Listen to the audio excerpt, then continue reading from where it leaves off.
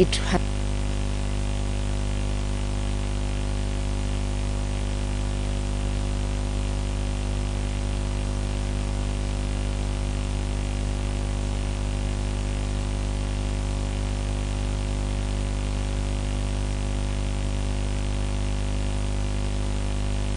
the stepmothers, but other people in the blended family. So there were stepkids, we even had a stepdad, we had what else? We had relatives. You can see I'm struggling to remember because it's been a while, guys. My apologies. The consistency has been wanting, but it's because of my health. But we're here. So the season finale today, I wanted to just go through any of the things I wasn't able to address in season 1, but also all those things that we sweep under the rug as a blended family, and also so that I can jump onto season 3 of this StepMum podcast. It's been a wonderful experience. Sometimes it's been triggering. It gives you trauma. It reminds you of places you were then when I started. For me now, it's been 15 years plus, but it was also interesting to see other people in the blended family who are starting and be able to encourage them that, you know what, guys, this can be done. And so it made me see from a very different perspective, to remember myself when I started. I had no reference point, so it was eye-opening. You know, when you do something over the years, sometimes you make an assumption or take it for granted that other people are starting now, and it seems like a big challenge. But guys, you can do it. And I hope season 2 was also a blessing to everyone who has been in a blended family or trying to be in one, because number one, at least you have some tools, a little bit of a toolkit. There's no manual. Every blended family is different. And also to encourage others that it can be done. You can step out and start another family, not because you didn't love the one before, but because things didn't work out. So that has been my experience, season 1 and 2, and I hope season 3 will be even better, and season 3 will be able to talk about. Season 3 is going to be deep, guys, so watch out. We're going to go very raw. So today I asked my audience to ask questions, and so this is the second part of the finale where people are free to ask their questions, and then I answer them. Remember, from my perspective and from my experience. I cannot tell you that I'm an expert. I'm not a therapist. I'm not a psychologist. I tell you from the life I have lived, what has worked, what hasn't, and like anything else, it's not perfect. Even if it's not a blended family, even just normal families already had enough. So let's get into it. Question number 1.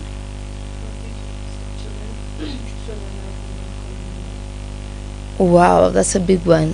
My stepchildren have shown me love, like we talked about being vulnerable, have shown me love in many ways.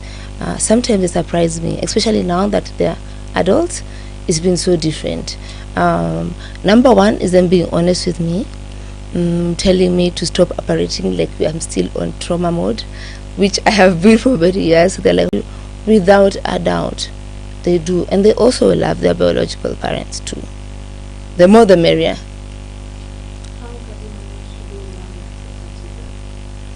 It's been number 1. I remember when I started, it was hard. So what I did, I started with just a few rules, which weren't too hard, like say good morning, you're comfortable to call me Kathy, Auntie Kathy, until they're comfortable. Number 3, also being consistent, and they're still traumatized, you know. The adults in their lives seem to keep coming in and out, so they want to know, are you going to be here to stay? So a lot of affirmation, being consistent, being there, and being yourself, you know. In the beginning, you really try to please, so you tend to overdo, but being yourself, and they will honestly see. Children see, you know, and it's not what you say, but what you do. So over time, they've been able to see the sacrifice. They've been able to see also for me, I always say my rule is, I'm your parent number 1, then number 2, if it's befriend, it will be fine. But I'm your parent number 1, and I have to parent you. But over time, they see. Children see, watch, hear, learn. So yeah, be yourself and put your best foot forward, and then leave the rest to God. How do you feel Oh, that's an interesting one. is starting to learn them as individuals. Think about meeting a friend. So carry them as individuals and understand how each of them want to be loved or what they like. I'll give you an example. There's a child who loves me time. There's a child who would love sports with me. There's a child who loves shopping with me. Okay, all my girls love shopping with me. Just finding things they enjoy and showing up. And now they're adults. I speak to them like adults. I tell them, for example, I'll tell them, this is Mother's Day, and I know maybe you feel a bit sad and you're missing your mom. So it's okay. I'm here and I'm here for you. It's just being vulnerable. My kids always said one thing, Mom, feel free to tell us how you feel, share your experience. So yeah, that's how I show love and making sure to have fun with them as an individual. When they were younger, it was easy to bash them up. They would go for swimming, for pizza, for ice cream. But now, one-on-one time is very important.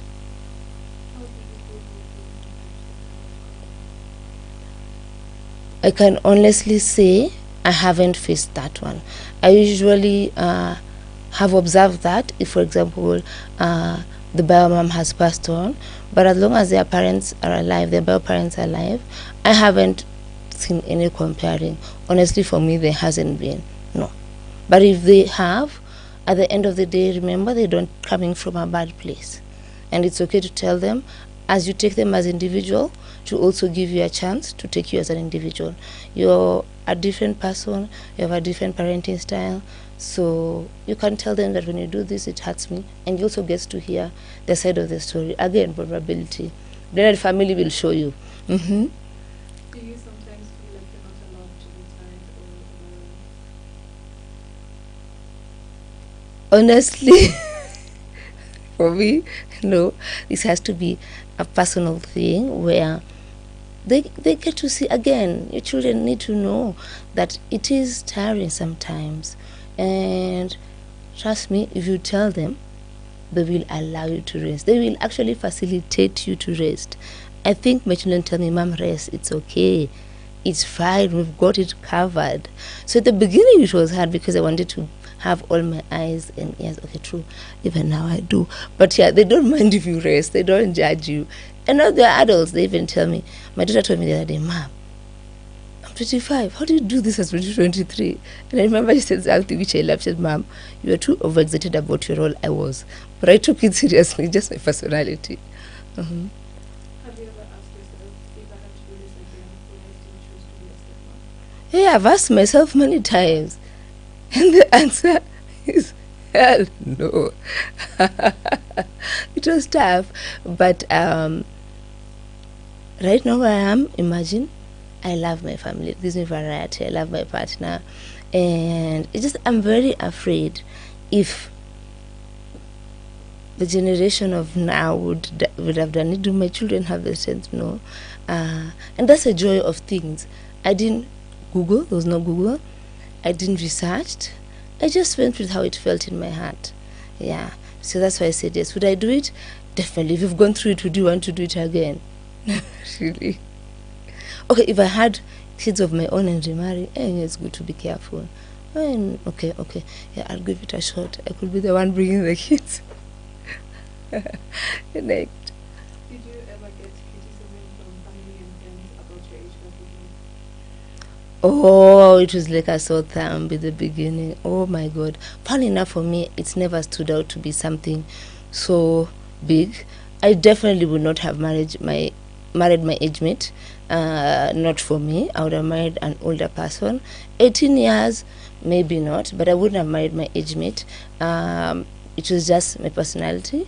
I grew ahead of myself. So 18 years, I didn't have a certain date. I think for age, for me, I knew it's going to be maybe maximum 10. Yes, it was hard. It was hard for my friends to understand, like, where are you going? This guy has 4 kids, 18 years older than you. But he's always had a young soul. Actually, I feel like he's younger than me. So marrying someone older, yes. How far? I don't know. But 18, I feel like men age like fine wine. So definitely I wouldn't have married my age mate. Say tungekuwa tuona watu wawili. Now is when we're starting life. No. Old works for me, it's fine. Older, not old, older. My apologies. What challenges come with the age difference between you and them? Oh, that's very interesting. So it's that we are going through different milestones. I just turned 40 a month ago. So I remember when I had this struggle of, for example, I'd do something for the first time and I expect him to be excited. But remember, he has already gone through a lot of fasts. What I mean a lot of fasts is his first car, his first baby, his first job. So he's not really, his first marriage, his first wedding. So it was hard to accept. Trauma. Why are you traumatizing me, guys? Anyway, so yeah, you have to let go of fasts. And I let go at some point, but it needed therapy. I'll never forget my therapist said, you have to understand, you guys will always be doing catch up. Whatever I'm experiencing now, maybe experience at 40. Whatever he's experiencing now, I'll experience it then. So there's a lot of understanding and a lot of all the time trying to remind yourself, and you do find yourself struggling to catch up. For example, I think my family has noticed as I've gotten older, I've been more firmer. Yeah, and I also see now at his age, I can see he's a bit stubborn. So, and I'm also stubborn. So, you do have those kind of instances. But remember, whoever comes and is older than you has gone through whatever you've gone through early. So, like my first baby, Sean, and then I'm there telling him, oh, he's had 4 kids. So really, make it make sense. I didn't have a bridal shower. I didn't have a push gift. I didn't have a baby moon. My friend, the first time to have done this. So, yeah. Mm-hmm. Did you ever feel like raising kids you didn't birth wasn't worth it? Actually, in my experience, I think I'm very close to my stepchildren because I grew up with them. I struggled with my own bio child. Yeah, you've heard it right. Yeah, because I grew up with them. I've never felt... Children are children. They do grow up. I've never had that insecurity. What if it was my sister's kids? I would have raised them. What if it was my brother's kid? I would have raised them. My younger siblings, I would raise them. Trust me, even I think my stepchildren or my adopted kids show a lot of love because that entitlement is not there. It's not as much as your bio child. Next. Who should communicate with the bio mom? The dad or the stepmom? I think the person who came with the person. For example, like mine came with the person. Speak to your person. I don't know what. I can't speak to your person. Speak to your person. Whoever brought the person, speak to them. It's really... we are not there yet. Speak to your person for now. African culture. Deal with your person. Mm-hmm. Are you cordial with Mike's kids' mom? No, I don't have to. I don't want to cross those lines. Cordial, yes. Yeah. Even Michelle, during her graduation, we had dinner with the mom. Again, no one is going to be like, oh, it's graduation or it's baptism of the child and have 2 events. No, you have to be cordial. Best friends, I've not reached that stage or that level. I'm yet to see one, but for me, I've been cordial. And trust me, you have to be cordial because you put the kids first, like I said, at a wedding, baby's baptism, graduation. Let's be cordial. Yeah, being best of friends if you can, all the best. Mm-hmm. How do you deal with ex-wives in-laws and set boundaries? Ex-wives in-laws, why do I have to deal with them? It's the children will visit the other side of the family as it should be. That's it. I've never had to deal with their in-laws. You've gone far. That means your person should not put you in that position. Like I said, let your person deal with these people, whoever brought it to the picture. Mm-hmm. It's already hard as it is. Why do you want to complicate it? What happens when the kids confide in you but don't want you to tell anyone else? I will keep their secret. This has nothing to do with being their stepmom or their bio mom, especially when they're growing up. If they've requested me to keep it a secret, I will, unless it is something that will put their life in danger or a concern that I know if I keep it a secret, it might hurt the child or the family. But yes, I do keep a secret. The same way when a friend would, in a blended family, especially when you're the step parent, it's important to keep your word. Yes. What if your partner provides for everyone else except your child's school fees? My partner, I came with the child. Yes. If I came with the child, I'm the mother, where is his father? No, it's not fair to put this on someone. If we are the bio parents, it would be really important not to fight. This is financial abuse. So I'd say if you have like the way Mike came with his children, if I came with, let's say I came with someone from a different marriage, I would come in and say, I'm the mother, the father does this, and I do this and this. If my partner offers to help, well and good. But try to let every adult parent, because what were they thinking when they're giving birth? So don't put that burden on someone else, and don't have entitlement and have expectation. If you do, thank God. If not, also understand. I have a crush on my stepbrother. I needed to pass away. Is it normal? No. It is normal, yes, because there is no bloodline, but it's just going to be tricky. For lack of a better word, my kids say it's going to be booky. I don't know if it's still the slang. Yeah, but wanaume ni wengi Nairobi. They're not 12 like the disciples of Jesus. And you don't have to act on every feeling. Big no. Where is that person I beat them? I cane them 10 canes. But it's good to express, but no. It's still your brother. How do you deal with a stepmom who is mistreating your niece, but their husband doesn't know and you don't want to say anything to ruin their marriage because they have a 1-month-old baby? What about if you talk to your stepmom and let her know that whatever she's doing is hurting you? If she doesn't change, I think you should raise the alarm. Children are very vulnerable. As an adult, that's very, very wrong. Speak to her, let her know that you see, and it's not fair, and it's not even adult-like. You're the adult. So talk to her. If there's no change, then raise the alarm. It won't spoil anyone's marriage. If you ask me, if we don't speak about it, we won't have a family at the end of the day. My husband's ex got married recently. It's uncharted territory. She lives with the kids. Wow, I'm happy when they move on. God, be happy. People will have moved on.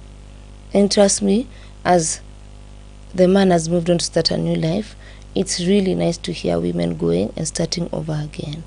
It's amazing. I can tell you something. And now we can be friends. Now, because everyone sort of is healing the healing journey. I think that's a beautiful thing. When it didn't work out, we go separate ways, and everyone moves on with life as it should be. So fret not. There's nothing you have to fear. There's nothing you have to fear. Were you invited for the wedding? I'm joking. How do you focus on you and block out the noise? Exactly that. You put your head down and block the noise. Like anything in life. If you want to achieve something, what do? Put your head down and focus on where you're going. You want a family, you want a marriage to work. Put your head down and block the noise. The same way you want everything else in life. And good things don't come easy. How do you not lose yourself in marriage? Good question. It depends. African culture, if I might say it, I think being a mom, being married is it's overhyped, for lack of a better word. So we come in these situations and we give it our all. But imagine, if you don't take care of yourself, then how will you show up as a mother, as a wife? So you come first, fill your cup, so that you have something to give others. And I'm not saying it doesn't happen, and I'm glad you're catching it. You're able to say it, and that's the first step. And slowly by slowly, get back to slowly. Wow, live the first live. Slowly by slowly, get back into loving you. And it's okay to seek help, a therapist or a friend who keeps you accountable. Because if then you lose yourself, then what will you give? What have you grieved in this role that no one sees? What have I Grieved in this role as a stepmom that no one sees? already said? The disease of fasts. Number 2, loving without expecting anything. That's the therapist who told me, actually, unafanya kazi ya kanisa. Even if it's your own children, it's in kazi ya kanisa. There's no assurance that they'll come back and take care of you. No, so all those expectations come with a blank slate, come with an open heart, and come with a forgiving one. So yeah, I let go of, which I am right now, letting go of things that happened, and you held them in your heart because you didn't know. You have no idea how podcast number 1 and number 2 have raised so many things that you're like, you got stuck there. Forgive, let it go. So you have to let go of those things that were done and not necessarily meant to me as Catherine, because they didn't know me as a person. It was just another mom which they were not ready for. So yeah, learning to forgive myself and forgive them, and moving on. And this is something my kids tell me all the time, Mom, move on. You know, we love you. We didn't mean it. And you know, for people who hold things and then keep quiet, and for like I say, do a job. It's a job, check in and check out. It will catch up with you. At some point, you'll be reminded that there are many things that you have to let go. Number 1, I've said, it's those things that happen in the beginning when people were trying to settle down, a lot of mistakes, things that were said, and also you apologizing to the children if you wrong them. I think that's very important. So yeah, letting go of your pride, letting go of all those expectations, removing your head from the clouds. I hear people call it Delulu. I think it's more agency than a millennial. Delulu is the solulu. Being the Delulu, the solulu, being delusional is the solution. No, I do not advocate for that. I don't advocate for that. No. Jeff shaking his head. No. Next question. How do you not lose yourself in marriage? I've already just said it. Put yourself first. I love you. And remember, no one asked you to put your life on the line. No one asked you to sacrifice. You only have one Jesus. No one asked you to lay your life on the cross. So when you do it and then you become bitter, remember, no one asked you. Just do the best you can. And remember, I said again, if you don't fill your cup, what will you have to give? Yes. What has this journey taught you about yourself? Wow, guys, truly, it is another rag. It has taught me that I know I'm tough, but it's taught me that I'm very tough. It has taught me I'm quite resilient. It has taught me not to look like my problems, which I never do. The biggest has taught me to speak up, have something to say. People will be shocked. Like my mother told you the other day, I've always been someone who just looks and watches and never speak. So my kids have taught me to speak up, and I got into a family where they were very good at expressing their love. I got into a family where they hugged each other every time they saw each other. I didn't understand in the beginning. Yeah, so they had a lot of love, and they're used to expressing it. So they've taught me how to be vulnerable. I can tell you I've improved, and now I'm only doing, I think, 20%. I hug them nowadays. These kids that taught me a lot. That's me to be vulnerable. Learning to not take things personally. No one is coming to attack you. No one is wanting to hurt you purposely. Learn to speak. Learn to correct misconceptions. Treat each child individually. Seek therapy. Remember that at the end of the day, children grow and live and have their own lives, so don't take things too hard. And it has taught me that be easy, laugh and joke when things are hard, which I know how to do. And it's not something that can be done, it's been done before, so breathe. How do you navigate when your husband wants his kids involved in your life? Like you go for holidays together, dinners, outings, but shuts you out of what is happening in their lives? Repeat again. How do you navigate when your husband wants his kids involved in your life? You go for holidays together, dinners together, and outings together, but shuts you out when it comes of what's happening in their lives. You're in the dark about how they're doing. How can you be in the dark about what they're doing and you hang out and you go for holidays? Maybe clarify. Although being in the dark is not bad, yeah. What you know doesn't hurt you. Maybe talk to him and let him know how you feel and the reason behind it. Maybe they're just very protective.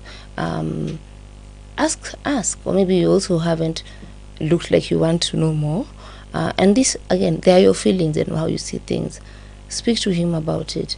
And I always say therapy. If you've spoken to him about it, he's not being able to say it, you can have a third party, A third party could be a friend, third party could be a counselor, a third party could be a parent. So speak out and let them know that this hurts me. It's either I'm in 100% or I'm out 100%, and it's only fair. But you can't plug in and plug out and you feel like you're put in the darkness. Now speak out and raise your voice and say. What boundaries were you afraid to set and why? My boundaries were hard to set because by nature I have a very big heart, if I may say so myself. But the boundaries I wasn't able to set for me was being able to say, I need my space. But then I set it in a very different way. I traveled. Whenever I was tired, I traveled. I traveled to 9 countries a year. What do you think that was? Me running away. Being the Lulu, what if I say, no, I'm joking. Yeah, travel.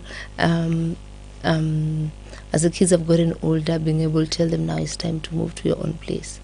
Allowing them to be independent. Say, you know what, guys, I need my space. And I need my space. Okay, this was hard to say, and you can imagine even now, it's hard to say. So people, I'm not perfect.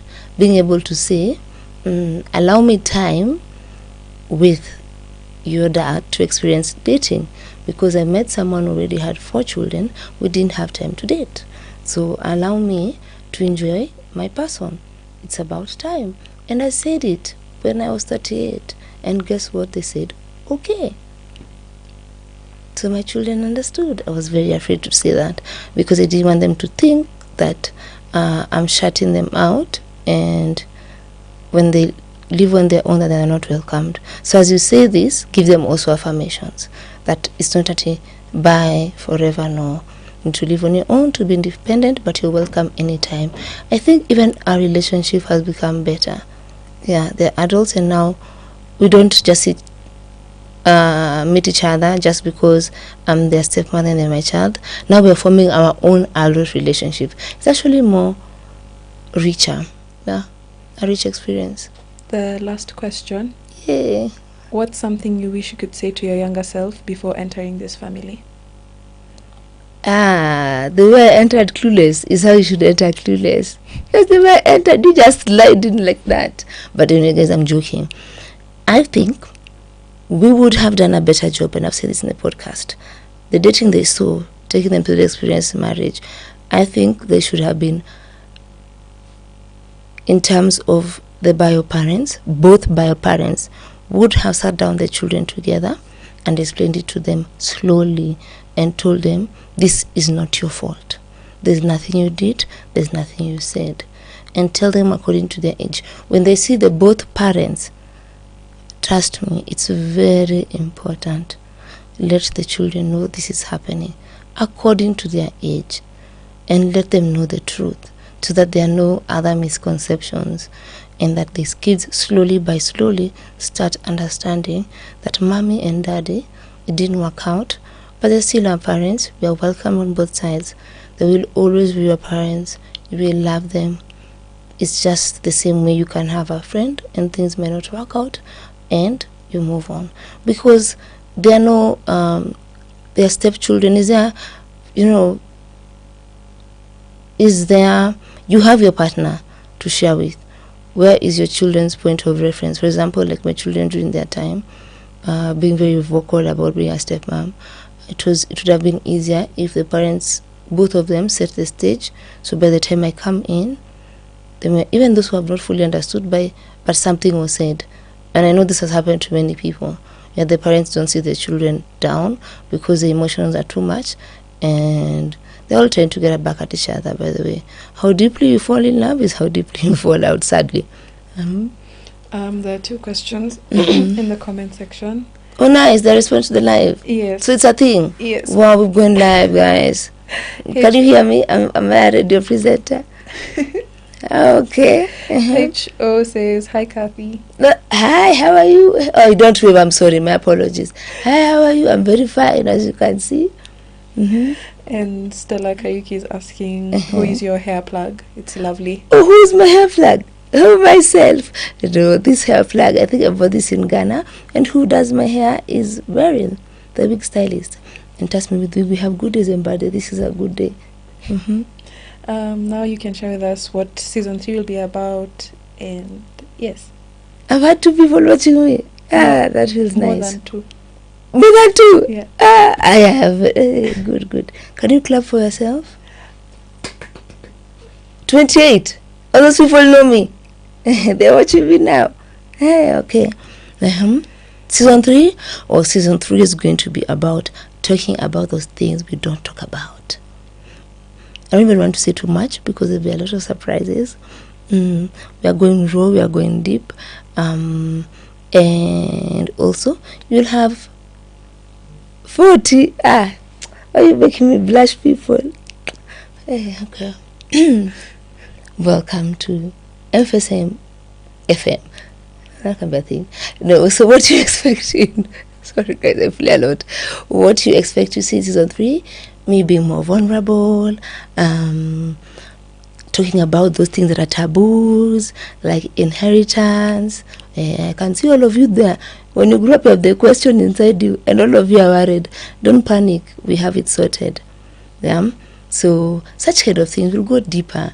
We'll get more vulnerable. I'm also learning myself. So watch out. It's going to be an amazing season, and I'll do my best. I'll be consistent. But guys, you have to allow me. Even if I do it in a hostel bed, it's okay. It's the content that matters. 2 more questions. 2, ask away. Nyambura Vlog says, my role model, Kathy, following. A role model, thank you. I can be someone's role model. Thank you. Meet me by the tent. Wamboy Ndungu says, hey, Kathy, great chat. See you at the coffee date. Oh, yes, see you at the coffee date. Vani Swai says, congratulations for your resilience. Oh, thank you. See, I deserve a holidays. I deserve the latest car. I deserve another designer bag. I deserve a new body. But it's not. I have to work with what I have. Thank you for the wonderful comments. No, unless, see, even the people I hear comment. Alan. He's watching. Clifford. Okay, my dogs at home comment. I'm joking, guys. I hope you enjoyed the live. It was my first ever live, and also I've always dreamed of live streaming. Everyone's dream is valid, but I won't have done it without my team, Jeff especially. Jeff, do you think I can be a radio presenter? Oh, good, I can be. So watch out for FSM FM or IR FM. There are a few more comments coming in. 200.5. Jay Mbogo, commonly known as Sandra, says, you for sure continue to deserve all the bags and perfume. Hey, good. Please say loudly, say loudly. Can I act like I'm sick? Send a message to Mike. Stella says, Catherine, you always look so elegant and well put together. Well done. You don't look like our problem. You will see that before this one, everyone in my office was moving around. Yes, thank you very much. Alan ametuma salamu. He said, hello. Alan, good. Thank you, Alan. That's Clifford. And then Jerry Mbogo said, the quality of the life is amazing. Hey, you're hired.